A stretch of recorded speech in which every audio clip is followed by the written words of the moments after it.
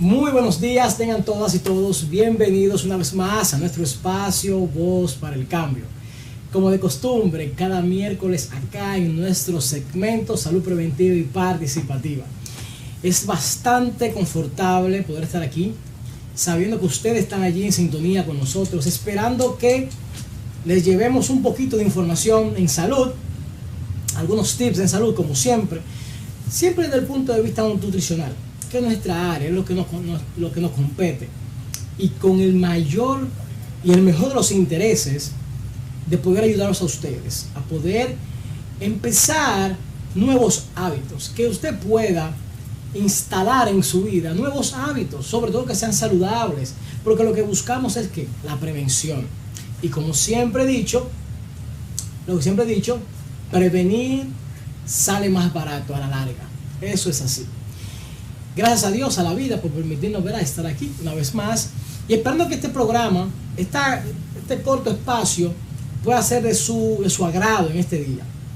Básicamente hoy yo quiero hablarles específicamente sobre una condición, o digamos más bien un estado donde muchos médicos pueden pasar desapercibidos o no darle la importancia que verdaderamente amerita de esto que les voy a hablar hoy. Y específicamente hoy yo quiero hablar con ustedes sobre ese soporte nutricional que debe ser instaurado, debe ser aplicado en una fase del área quirúrgica que, como dije al inicio, puede pasar o se puede minimizar su importancia y no darle la verdadera importancia que amerita. Y hablamos del preoperatorio, hablamos de la nutrición o el soporte nutricional en el preoperatorio. Y aquellos pacientes que van a ser sometidos a cirugía, sea una cirugía programada, una cirugía de alto riesgo, a las que le decimos cirugía mayor, son cirugías que llevan al paciente a elevar su estrés metabólico y así aumenta el gasto energético. Entonces, de eso es que yo quiero básicamente en esta mañana hablarle, dirigirme específicamente a aquellos especialistas que están en el área de los cirujanos, anestesiólogos, porque todos sabemos que los pacientes que van a una cirugía programada, su tratamiento, su manejo, su abordaje es multidisciplinario. Ahí entran, vuelvo y repito, cirujanos, anestesiólogos, los cardiólogos, gastroenterólogos, dependiendo, ¿verdad?, cuál sea el procedimiento o cuál patología o cuál dolencia este paciente está presentando. Va a depender hasta del tipo de procedimiento que se va a realizar. Entonces, sabemos que es multidisciplinario el manejo de un paciente que va a cirugía programada. Pero la realidad es que vemos es que muchas veces se pasa o desapercibido o se minimiza, se le resta importancia al soporte nutricional. Y hay mucha contradicción también, muchas dudas en cuándo debe instaurarse el soporte nutricional o cuándo no. Y aquí viene la lucha, la disyuntiva entre cuántas horas de ayuno ese paciente debe tener para poder someterlo a cirugía. Entonces, hay que entender de que la mayoría de los pacientes que son hospitalizados y van a cirugía, 40 o 60% de estos pacientes están presentando algún nivel, algún grado de desnutrición, sea moderada o sea severa. Eso ya está establecido. Vemos en los hospitales pacientes que son ingresados para cirugía y llegan con algún cuadro o alguna alteración nutricional. Y eso hay que tomarlo en cuenta. Por esa razón es importantísimo que los nutricionistas, los nutriólogos clínicos, los dietistas que estén empapados, que dominen estos temas, estén presentes en los hospitales formando parte de ese equipo multidisciplinar. Es sumamente importante esto. Entonces, ¿qué va a pasar? Que si se encuentra una desnutrición, por ejemplo, severa, moderada, Esto lo que va a hacer es aumentar los riesgos quirúrgicos, posquirúrgicos. Es bueno resaltar que el riesgo nutricio no es lo mismo que la malnutrición, por lo que la terapia nutricional no solamente va enfocada en mejorar el estado nutricio del paciente, no, sino cuando alimentamos al paciente antes de la cirugía. Y vamos a ver lo que nos dice la guía de la ASPEN y la ESPEN sobre la recomendación que ellos dan de las horas de ayuno que quiere tener. Pero no solamente se trata de mejorar el estado nutricio del paciente, si está bien nutrido o no. Es también para ayudar a mantener esas reservas que ese paciente tiene de nutrientes, mejorarlas o aumentarlas. Porque este paciente se va a ver enfrentado a un gran estrés metabólico que le va a causar el procedimiento quirúrgico. Todo tipo de cirugía, todo tipo de proceso quirúrgico va a generar estrés metabólico, va a aumentar el estrés metabólico, por ende va a consumir la energía, más energía de ese cuerpo. Y por tal motivo, si aumenta el estrés metabólico, puede aumentar el catabolismo. El catabolismo no es más que el consumo y específicamente de la masa muscular. Y vemos cómo la masa muscular empieza a atrofiarse. Entonces el paciente entra a un estado de hipercatabolismo debido a una desnutrición.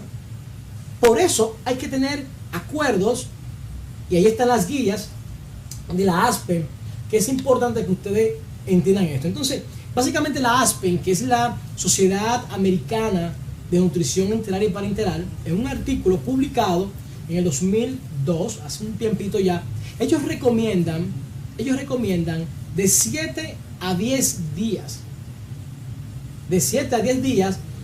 que se le administre una alimentación, un soporte nutricional. Claro, a aquellos pacientes que ya tienen una alteración nutricional o una desnutrición, sea moderada o sea severa, de 7 a 10 días. Ahora, la ESPEN, que es la Sociedad Europea de Nutrición Enteral y Parenteral, ellos recomiendan que sean de 7 a 14 días preoperatorios en pacientes con alto riesgo nutricional. Este dato es sumamente importante. Entonces, un esquema correcto y el más adecuado es la nutrición enteral, preferentemente por vía oral, con una dieta que cubra sus requerimientos diarios. Incluso se recomienda además que a este paciente se le instale o se le añada 400-500 calorías extras, ya sea en un complemento nutricional de estos industrializados, estas fórmulas que venden.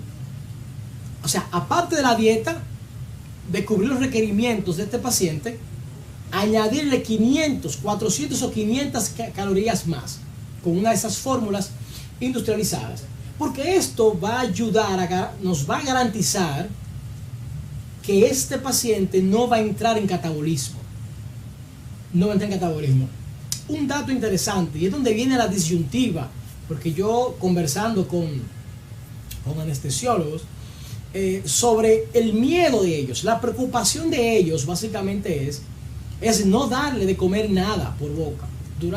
Ellos recomiendan, muchos en sus prácticas, llevan al paciente un ayuno de 10 horas aproximadamente. Cuando la ASPEN, los organismos internacionales encargados, ¿verdad?, de regular esto, ellos establecen varios parámetros, y les voy a hablar de esto más adelante, de las horas. Ellos tienen un esquema, pero la mayoría de los anestesiólogos y los cirujanos, la preocupación de ellos es cuando al recibir la anestesia, estos pacientes pueden presentar aspiración pulmonar, porque han comido algo antes, aspiración pulmonar, provocando esto una falla respiratoria. Este es el miedo realmente que ocurre con los cirujanos, con los anestesiólogos, que prefieren mejor nada por boca, casi por unas 10 horas de ayuno.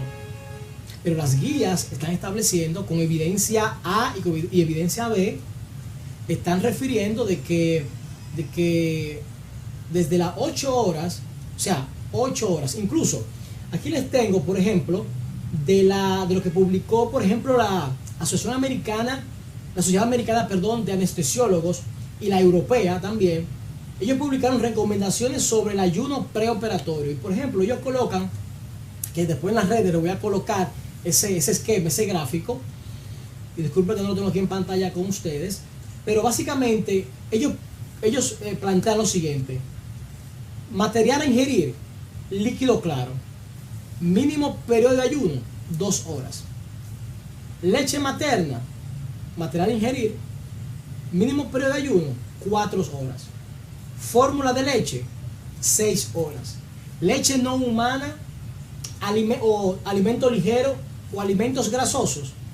La Sociedad Americana de Anestesiología, ellos recomiendan 8 horas y la europea 6 horas. O sea, ellos no están diciendo que ese paciente dure 8 horas, 10 horas sin comer nada.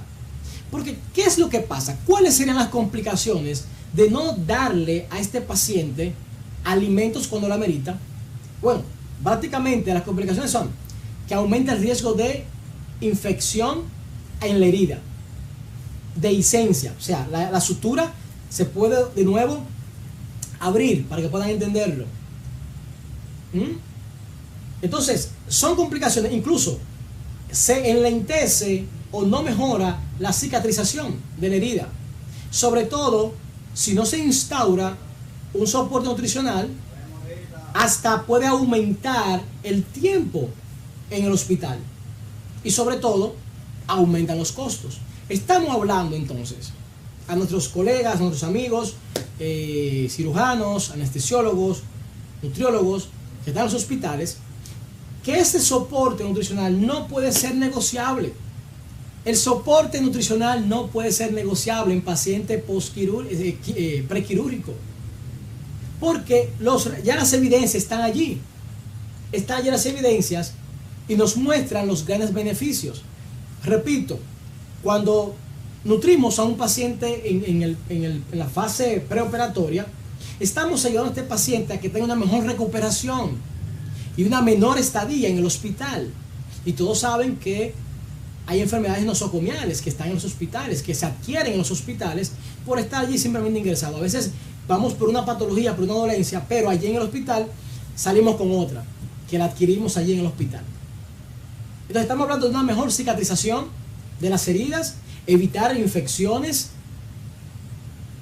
Entonces tenemos que estar claros en eso. Y como les decía ahorita, el esquema y la recomendación es la nutrición enteral. ¿Por qué la enteral? Porque la enteral es más siempre y cuando el paciente no esté tolerando por boca. Incluso, pongo un ejemplo, en una, por ejemplo, anastomosis que se haga distal, digamos a nivel del colon, no hay que tener miedo para implementar el soporte nutricional. Claro, en las horas adecuadas, según como planean las guías. A veces tenemos miedos de que quizás ese paciente no ha suturado bien, puede traer alteración en esa anastomosis. Bueno, pero si tú no das proteínas, si no alimentas a ese paciente, esa herida no va a recuperarse, o sea, no va a poder cicatrizar adecuadamente. Entonces, es más beneficioso para la misma anastomosis a nivel del colon, que es distal, sabiendo ya que en todo el tracto digestivo, en el intestino delgado, un gran número de nutrientes se absorben a este nivel. Lo que hay que darle es unas fórmulas poliméricas, que las fórmulas poliméricas, estas son de mejor absorción, se absorben más rápido, y cuando vaya por el trayecto, por el tracto digestivo, se va a ir absorbiendo, y va a ser mínima cosa lo que va a llegar a nivel del colon. Así que, además, la interal es la más fisiológica, y cuando diferencia entre la interal y parenteral, pues decidimos mejor la interal, porque si elegimos la parenteral, entonces podemos provocar de que el intestino pueda verse alterado, atrofiado. Entonces lo mejor vamos a lo fisiológico. O sea, la interal sería lo ideal. Sería lo ideal. Entonces, hay muchas contradicciones con relación a el soporte nutricional en los pacientes prequirúrgicos. Esta parte es importante. La desnutrición va a aumentar la morbilidad de estos pacientes y también puede llevar a mortalidad cuando no se nutre a un paciente adecuadamente. La duración y el costo de los ingresos va a disminuir si damos el soporte nutricional. Así que nuestros amigos cirujanos, anestesiólogos, nutriólogos, hay que ponerse de acuerdo porque el beneficio es para el paciente. No tener miedo, vamos a nutrir a nuestros pacientes, vamos a cerciorarnos, vamos a visitar las guías, a ver las guías, a consultarlas, porque ya hay evidencia B de que el paciente puede nutrirse en el post quirúrgico.